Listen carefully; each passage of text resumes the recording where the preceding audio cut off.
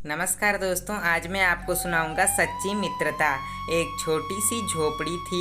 एक छोटा सा दिया झोपड़ी के एक कोने में रखा अपने प्रकाश को दूर दूर तक फैलाने की कोशिश कर रहा था, लेकिन एक कोने तक ही उसकी रोशनी सीमित होकर रह गई थी। इस कारण झोपड़ी का अधिकतर भाग अंधकार में डूबा था। फिर भी उसकी यह कोशिश जारी थी कि वह झोपड़ी को अंधकार रहित कर दे। झोपड़ी के कोने में टाट पर दो आकृतियां बैठी कुछ फुसफुस कर रही थीं। वे दोनों आकृतियां एक पति पत्नी थे। पत्नी ने कहा, स्वामी, घर का अन्न जल पूर्ण रूप से समाप्त है, केवल यही भुने चने हैं। पति का स्वर उभरा, हे भगवान, यह कैसी महिमा है तेरी? क्या अच्छाई का यही परिणाम होता है? पत्नी सोच में पड़ गई। पति भी शोचनीय अवस्था में पड़ गया। काफी देर तक दोनों सोचते रहे। अंत में पत्नी ने कहा, स्वामी, घर में भी खाने को कुछ नहीं है। निर्धनता ने हमें चारों ओर से घेर लिया है। आपके मित्र कृष्ण अब तो मथुरा के राजा बन गए हैं। आप जाकर उन्हीं से कुछ सहायता मांगो। पत्नी की बात सुनकर पति ने पहले तो कुछ संकोच किया, पर फिर पत्नी के बार बार कहने पर वह द्वारका की ओर रवाना होने पर सहमत हो गए।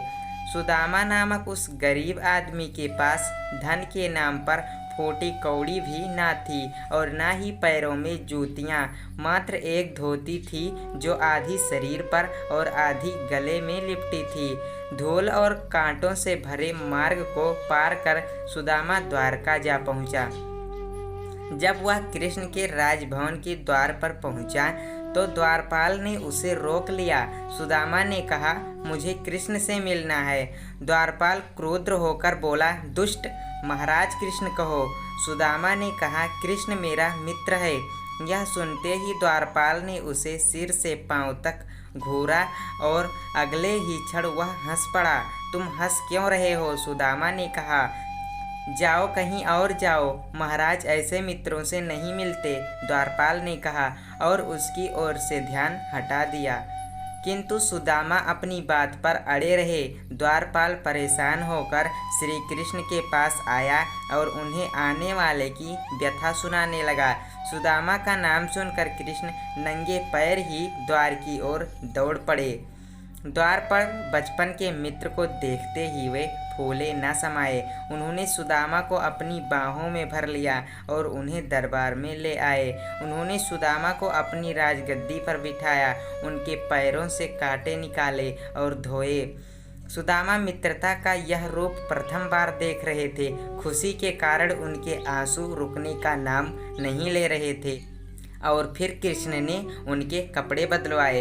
इसी बीच उनकी धोती में बंधे भुने चनों की पोटली निकलकर गिर पड़ी। कृष्ण चनों की पोटली खोलकर चने खाने लगे। द्वारका में सुदामा को बहुत सम्मान मिला, किंतु सुदामा फिर भी आशंकाओं में घिरे रहे, क्योंकि कृष्ण ने एक बार भी उनके आने का कारण नहीं पूछा था। कई दिन तक वे वहां रहे और फिर चलते समय भी ना तो सुदामा उन्हें अपनी व्यथा सुना सके और ना ही कृष्ण ने कुछ पूछा। वह रास्ते भर मित्रता के दिखावे की बात सोचते रहे। सोचते सोचते हुए वे अपनी नगरी में प्रवेश कर गए।